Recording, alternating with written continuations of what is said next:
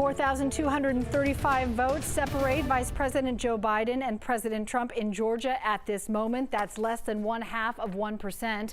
Biden overtook President Trump not just in Georgia last night, but also in Pennsylvania, another key battleground state.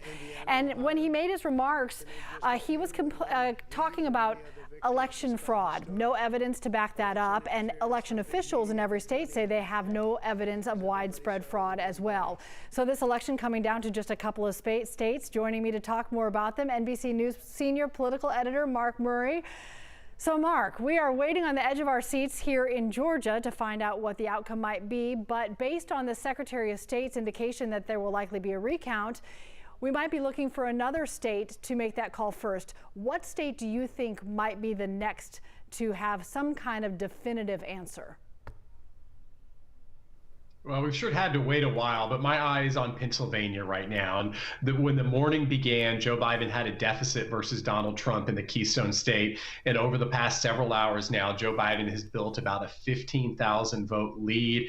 And it probably will continue to grow as we end up seeing more mail-in ballots. And we just have to be able to still see more votes. There's a lot of outstanding vote and also provisional ballots. But the expectation is that I think we will be getting at least some type of clarity from Pennsylvania, and certainly more clarity than in Georgia, where you guys are going to have a recount what will end up deciding that contest on the presidential side. For many weeks leading up to this election, the conversation had been heads up. It's going to require patience. This is going to take some time. That is playing out this way.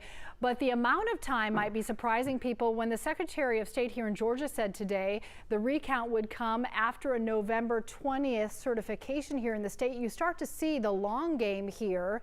What is your expectation for how long it might take in a number of states that potentially might need recounts as well? Yeah, and again, the waiting has been the hardest part here, and we just have to end up seeing a lot more vote. And of course, in Georgia, where you guys are, that not only would you end up having the recount that would end up taking place after November 20th, but also your state's actually going to be gearing up for very likely two Senate runoffs that could determine the power of and who controls the United States Senate. So we're just going to have to wait.